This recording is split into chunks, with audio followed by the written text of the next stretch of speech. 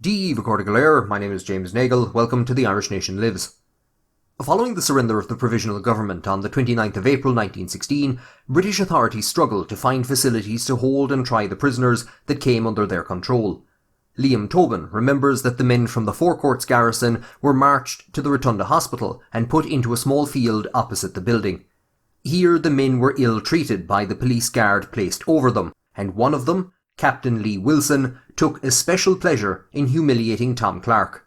Though he was only 58 years of age, Clarke was frail from the 15 years he had spent in prison, much of it in solitary confinement, for his role in the Fenian Dynamite campaign. Joseph Sweeney, who had fought at the GPO, remembers Lea Wilson stripping Clarke naked and forcing him to stand on the top steps of the Rotunda Hospital before his men and the nurses looking out from the windows. The rough treatment opened up an old wound, and Lea Wilson mocked him and his brother-in-law, Ned Daly, who had been treated likewise. Amongst the prisoners watching this was Michael Collins, and legend has it that he swore that he would have his revenge. This sentiment was echoed by Liam Tobin, who said in his Bureau of Military History statement that he looked at Lea Wilson and, "I registered a vow to myself that I would deal with him at some time in the future." Percival Lea Wilson was born in 1887 into a well-to-do Kensington family. His father was a stockbroker, and his father before him had been Lord Mayor of London. While he was educated at Oxford, he took the unusual step of joining the Royal Irish Constabulary in 1909, though his background and religion opened up to him the possibility of promotion to its highest ranks, closed off to the majority of its Irish members.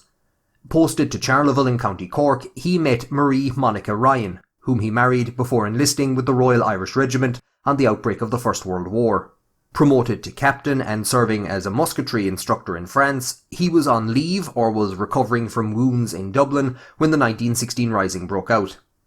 Some reports say that he had re-enlisted with the Royal Irish Constabulary by this time, but it is most likely that this didn't occur until 1917. After the war, he was promoted to the rank of District Inspector and assigned to Gorey in Wexford, where he was greatly respected by the local community. On the morning of Thursday, the 15th of June 1920, Lea Wilson strolled from his house to the local shop to pick up a copy of the Irish Times.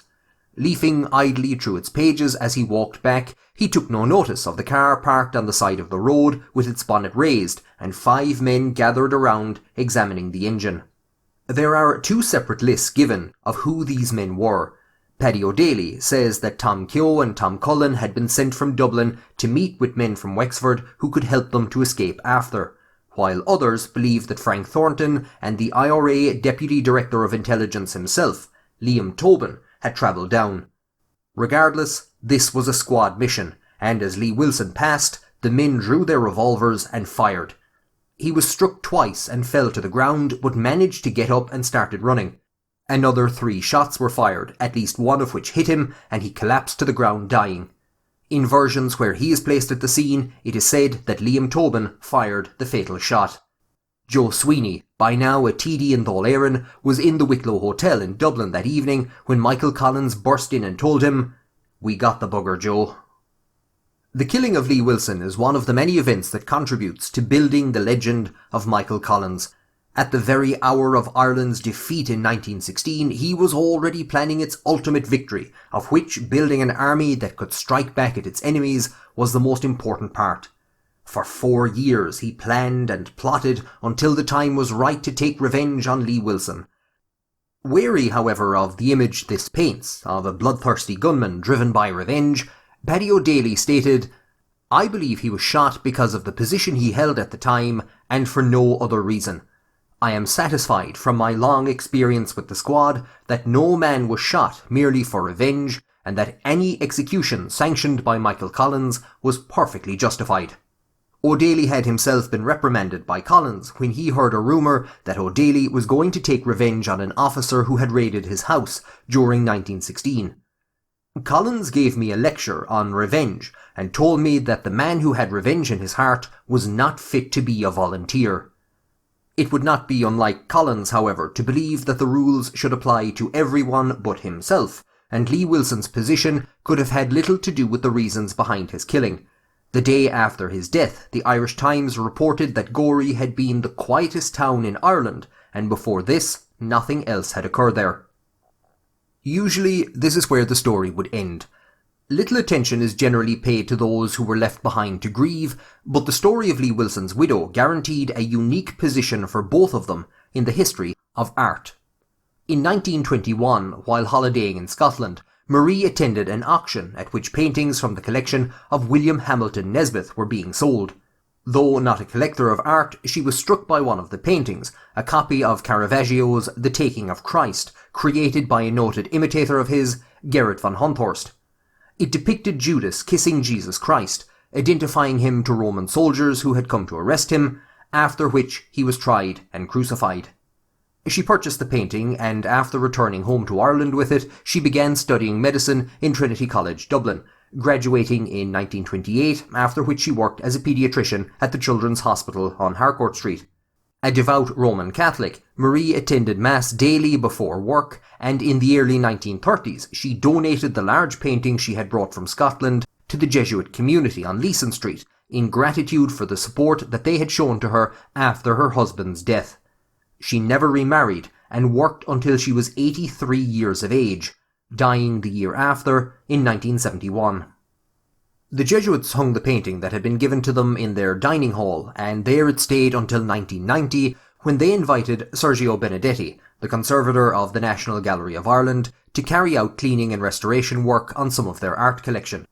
As the copy was being cleaned at the National Gallery, Benedetti noted that it was of a very high quality, and he began to wonder if it might actually be the original. X-rays and 3 years of archival research were able to confirm that the Jesuits had in their possession a masterpiece that had been missing for over 200 years. In 1602, Caravaggio had been commissioned by the wealthy Mattei family to paint The Taking of Christ, but in 1793 an inventory of the family's artwork mistakenly recorded it as a copy. In 1802 it was sold as such to William Hamilton Nisbet, a former British Member of Parliament who brought it back to Scotland, where it remained in the family's possession until 1921. Believed to have been lost, its discovery astounded the art world when it was unveiled in November of 1993. It has been granted on indefinite loan to the National Gallery of Ireland by the Jesuit community, who acknowledged the generosity of Dr. Marie Lea Wilson. Renaissance art was the last thing on the minds of those fighting the War of Independence in 1920, and many of them would not live to see Ireland develop artistic talents who would both laud and criticise their actions. July of 1920 will see Britain introduce the auxiliaries into Ireland and empower them to carry out reprisals against the Irish population, while the Squad continues to gather information and prepare for their biggest operation yet, a massive attack on British intelligence in November, on what will become known as Bloody Sunday. Achorda, thank you for joining me on The Irish Nation Lives. Slán go fóill.